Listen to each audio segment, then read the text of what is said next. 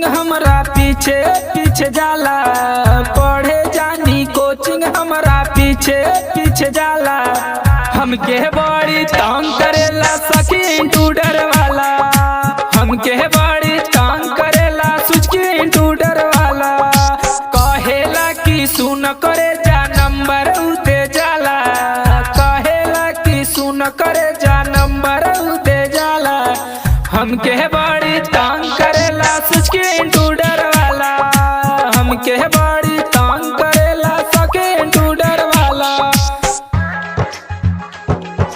सखी इंट्रूडर वाला, सखी इंट्रूडर वाला, सखी इंट्रूडर वाला। डर लागे ओकर से उ बाटे हाका काटरे, चश्मा लगावे आँख में उ लेके घूमे काटरे, लेके घूमे काटरे, लेके घूमे काटरे। डर लागे ओकर से उ बाटे हाका काटरे, चश्मा लगावे आँख में उ लेके घूमे काटरे।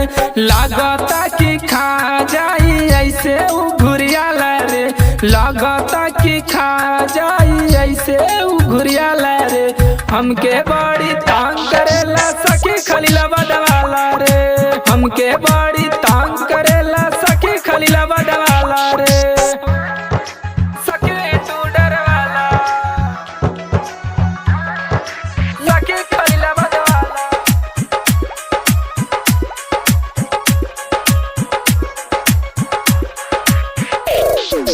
कहेला कि जोड़ला सुना हमसे नाता, हो जाई सगरी हाला हमके ऐसन बुझाता, ऐसन बुझाता, ऐसन बुझाता। कहेला कि जोड़ला सुना हमसे नाता, हो जाई सगरी हाला हमके ऐसन बुझाता। आलम जायक और सोएब जीत के न बुझाता, केशव प्रमोद मनोज मंटू के नहीं देखाता। हमके